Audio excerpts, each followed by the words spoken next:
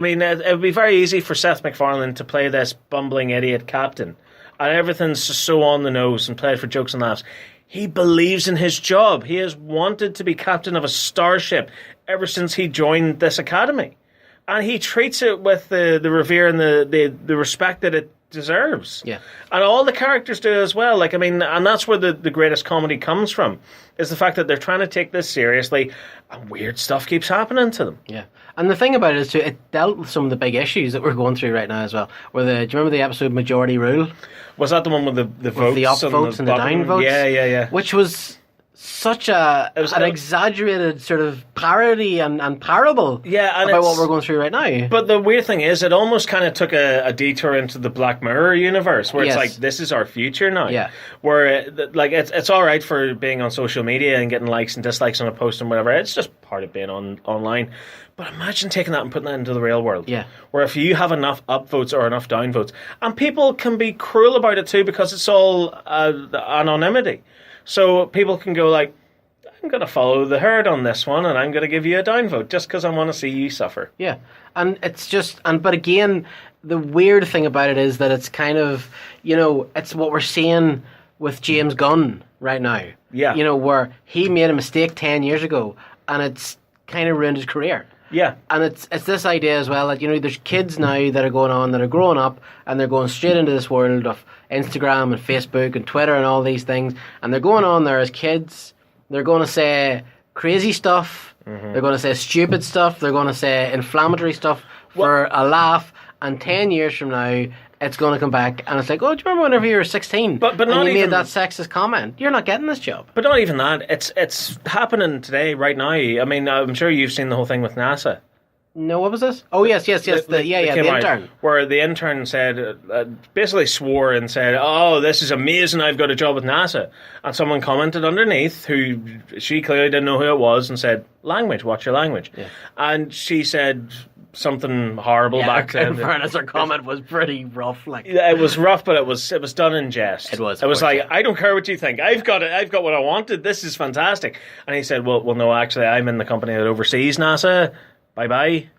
But the fact that we know about all this, the fact that this has gotten so much traction and has become almost a meme now, mm-hmm. that person will never get another job again. Interesting thing about that, though, there's one thing that what you're saying is actually inaccurate. The guy that replied to her is the one who's fighting to get her back in. Yeah. He actually is on her side, which is interesting. Yeah. Because the idea everybody originally thought was he was the one that got her fired. And he came out and said, no, actually, she's come to me. I'm perfectly okay with all of this. I'm trying to get her back in. Yeah. But yes, that's the whole thing. Again, it's not as easy as that either. It's not a case of him going like, oh, no, it's okay, forget about it, and you're back in. It's the fact that it would show a disservice to NASA if they still...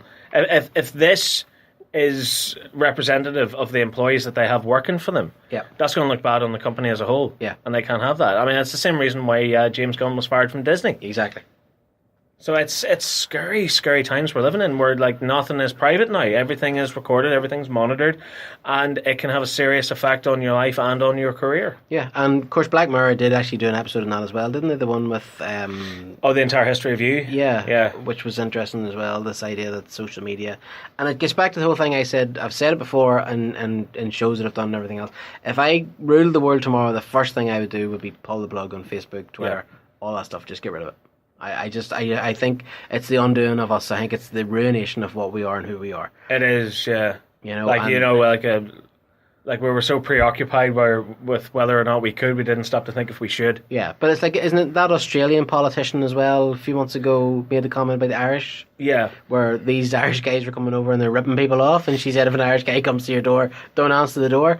And everybody pulled her apart on Twitter. And I'm Irish. I wasn't offended by that. No, I couldn't care less. I think that's funny. It's funny. Yeah. And she was telling the truth. It was Irish guys ripping people off. She said don't answer the door if it's an Irish guy. That's fair. Because I play into stereotypes. I love stereotypes to pieces because I think they are so funny. Yeah. So if I were to do something funny like that, I would go like, oh, all Irish guys are going to show up at your door asking if you need a tarmac. I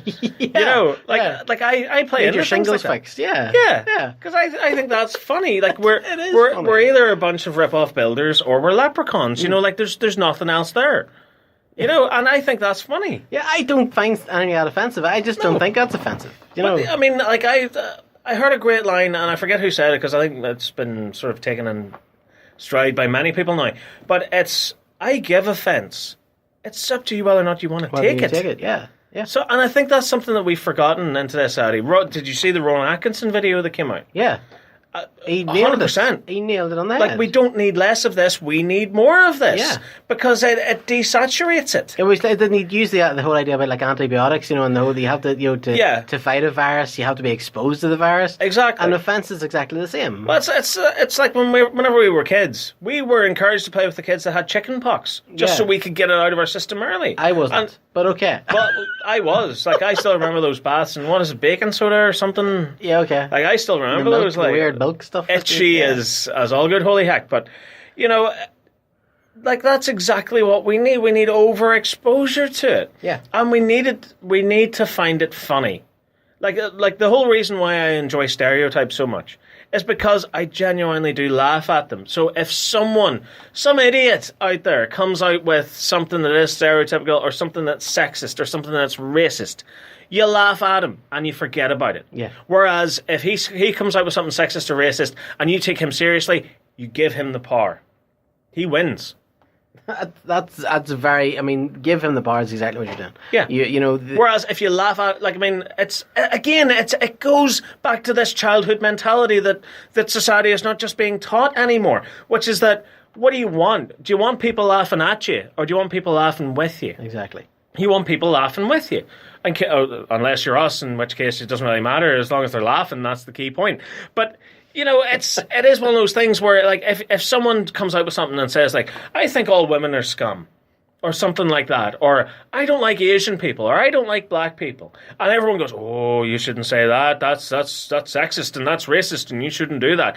But imagine if everyone just went, ha ha ha, what an idiot, Exactly, and just forgot about him.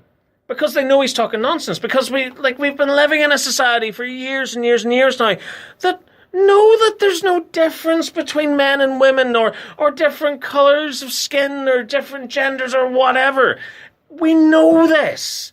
So, like, in the last couple of years, where everyone's starting to come out and go like, oh no, well, these people need representation, and this needs done, and that needs done. No, you're giving the people that actually believe this rubbish the power. I mean, look at the Blues Brothers back in the 80s. Like, they were making fun of Nazis. I was actually watching the Blues Brothers. I started watching it with the kids 2 days ago, and they were loving it. Yeah. But, like, I mean, now in this day and age, there's Nazi Americans, and what is going on? And the worst thing is, you're taking these people seriously. You're reporting on it as though this is it's a big serious story now. Like, the Nazi Party have decided to rise up again, and what have you, and like, you know, you can't really say or do anything about this because it's well within their legal rights to do it and stuff. Do you know what I would do? I'd go, idiots. Yeah. You know, because it's so stupid. Like guys, you've not seen the Blues Brothers. You know how this winds up, don't you? Your car ends up in the air. Yeah. You know. Because funny, when we were watching the Blues Brothers, my wee boy is very tuned into all this kind of stuff as well. He loves talking about all this, and you know, he was really enjoying it. My wee girl was enjoying it as well. And I said to him, you know, that they fight Nazis, like they meet Nazis, and he was like people that actually believe they're Nazis. And I was like, yeah. And he's like, what? And I was like, yeah. And he goes, oh my God. And I said, it's played for laughs. Like, you know, it's just so ridiculous. And, you know, he's looking forward to seeing now these stupid Nazis. And it's just this, I don't know. I think people everybody just needs to relax. Get off Facebook, get off Twitter, get off all that crap. I am genuinely wondering where all this has come from. But it's where's it going is the scary thing. It's not going to end very well. It's not going to end. I don't think well. I mean, this is what Orwell was trying to warn us about with his book, you know. Yeah. And now we've gotten to the stage where we are in the Big Brother society, and you know, like we are living in 1984. Yeah. But did you think? You know what? No, I'm not. We're not even going because we'll end up turning into a political show, and you know this isn't the Stephen Crowder show. No, this is the Nerd show. We're Chris Nolan. We're not Steve Nolan. Exactly. enjoy what you enjoy, and stop taking offence to stupid things. If you don't like something, don't watch it. Don't listen to it. Don't give it any notice. You know. And if anyone comes up to you and says any of this nonsense, laugh in their face. Exactly. And you know, it's like the guys, and I did rise to it a wee bit as well. But whenever we posted the Paul Feig interview. You know, because Ghostbusters, again, as we said last week, has to be the most divisive film of the last 5-10 years. Yeah. And when I posted it on Facebook, the majority of people were like, that was a really good interview, guys. It was really nice that you're so impartial. Well done. It was really cool to hear his... But then you get these guys who are on going, this guy's an idiot, and how dare you? I'm not listening to this. Put this crap off, and he ruined my channel. And you're just like, do you know what? If you're so annoyed to actually have to comment on this, something wrong. Yeah. Something wrong. Just go away. Well, no, I think it's very simple. Like, then what is you're one an guy? idiot. Remember the one guy? What did he call us? Damage control. Yeah. He said we were damage control. Like we were Paul Feig's damage control. I was like, look, man. If Paul Feig wanted damage control, do you not think he would go somewhere else other than this tin pot station? Like, I mean, do you know what I mean? really? I don't understand. Like the guy comes on and lashes out at us for doing an interview. As Ghostbusters fans, I wanted to talk to the guy. Yeah, I because just we wanted to get talk to the bottom guy. of this once and for all. Yeah, and I find that we did that. And a lot of people feel that he has, and we've been getting a really good player ratio on it and stuff. I don't know. People, This like, comments have been the majority. If this was even 10 years ago, it went a long way to hate what I was talking about, what I was reviewing or anything. Still resided, but it's just something's happened to the world. We're in the bizarro universe now.